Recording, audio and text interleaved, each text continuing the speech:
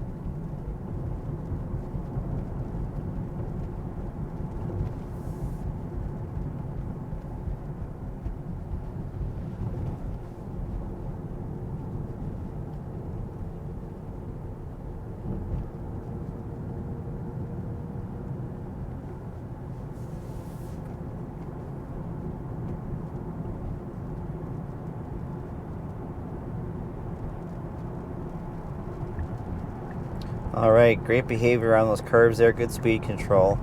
And now we're merging on to MN280 here just for a few minutes. Here we'll be on this stretch of road.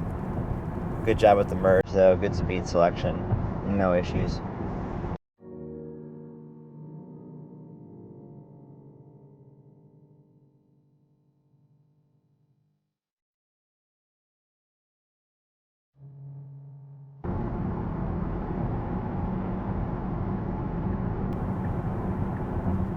Good job getting over there for that merging traffic. If I was driving, that's exactly what I would have done. And version 14 is really quick to get over. It doesn't hesitate, slow down. It just keeps the same speed or accelerates and gets over out of the way of that merging traffic. So again, much more human-like behavior with merges with version 14 than what I witnessed before with version 13.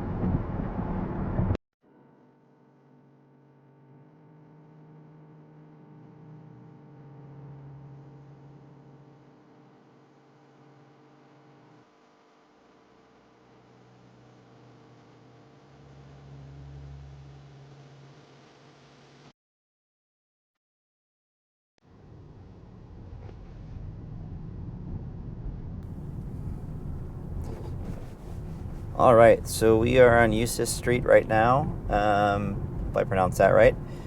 So this is one direction here on this side of the interstate, or the highway, and then the other direction's on the other side of the highway over there. So what happens now is this stays one direction once we get past this intersection up here, and then it gets interesting. So it will stay one direction, or one way, and then towards the end of basically this street where it intersects with the next street, it then becomes bidirectional. So that's caused problems before for us, and you'll see. So it looks like there's almost two lanes here, but it's really just one lane. Now we have a lead vehicle here, so I would love to test this again. Last night I had no lead vehicle and it did the right thing and it got over to the right more. But you'll see the double yellow line up here now. So we need to stay to the right of the double yellow, which the car does. Version 13, almost every single time would cross the double yellow there, because it thought for the most part the entire street was one way, and that's true until the last 50 feet or so, it's a super goofy layout, but one that I reported a bunch. But in the daytime and in the nighttime, version 14 exhibits the correct behavior there, which is fantastic. The left turn there, I always thought it was protected, but it's actually unprotected. So the hesitation I got last night kind of explained some of my suspicions of why the car was hesitating. It maybe thought it saw a car there and then decided to hesitate. And I couldn't understand why for a protected intersection. And now I know. Little brake pump there, as I think it thought the car in front of us there was going, but they did not commit to it. So it was right for the car to proceed there.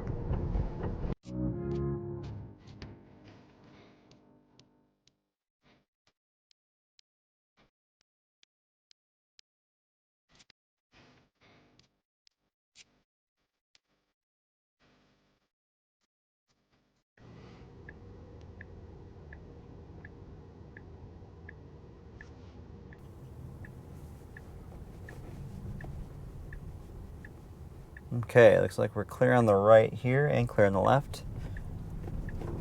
Again, no excessive hesitation there. Car proceeds as soon as it was safe to do so.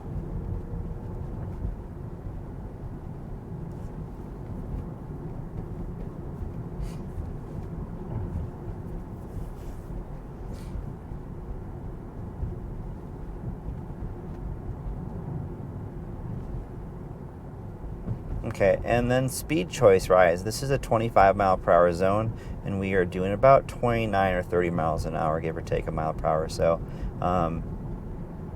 this is exactly the speed I'd be going on this stretch. I wouldn't be going anything over this. So again, why I traditionally choose standard. On the highway, it's gotten a little annoying where I would like it to go faster. So far, I've seen it do about 9 miles an hour over is the max that I've seen standard do, which is perfect because that's usually what I do when I drive. Again, depending on conditions and traffic and so forth.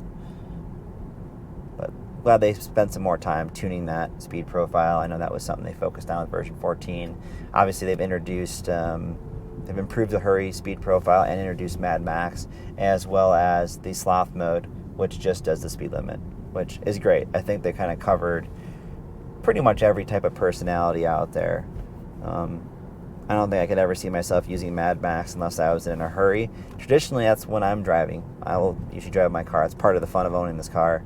So if I'm in a hurry, I'll probably drive myself still manually just for fun, but I did try it last night, and it is definitely, noticeably more aggressive, but I never felt it was doing anything unsafe.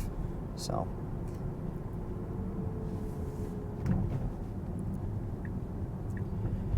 all right, and this is Cretin Avenue up here. This is a pretty busy street because of the college and all the traffic that comes through here. So I anticipate we'll be waiting here just for a second because there is quite a bit of traffic from the left here usually.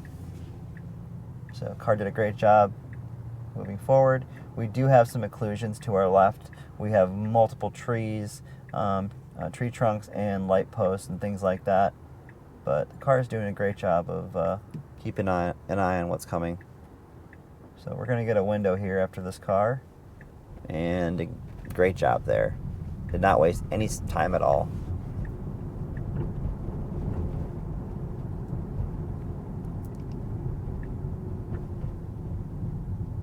So I'm going to see what the options are. So park. I'm going to see if it will park in my driveway here. This could be fun. I have a corner lot, so we'll see if it actually finds the correct driveway or not. And usually I back in, so this might be the one time where I'll actually park FSD manually.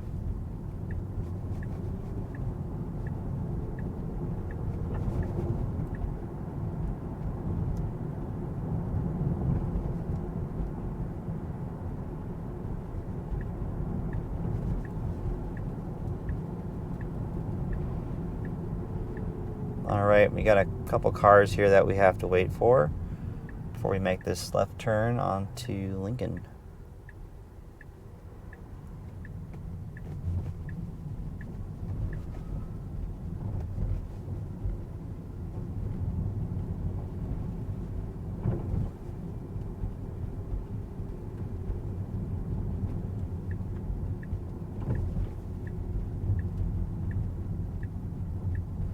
Okay, so I told it to park in the driveway. Let's see if it goes down the street here and finds my driveway.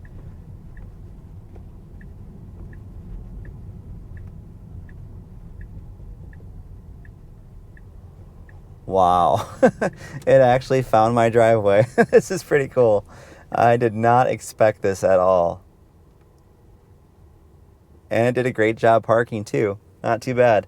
The garage door, of course, is not open, so otherwise I would let it, do its thing normally. But pretty impressive. So again, another great drive with FSD.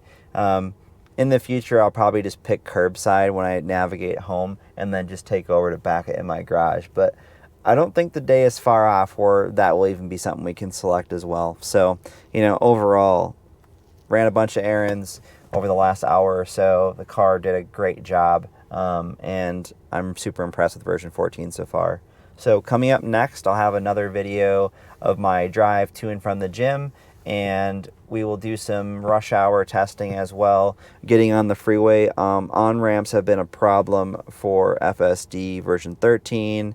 There's also been an issue with version 13 on West 7th Street, which is by my gym, where the car would not respect the no turn on red sign due to the poor traffic light placement. So we're going to test all of that here coming up next. But anyways, thanks for watching this one, and I will see you on the next one.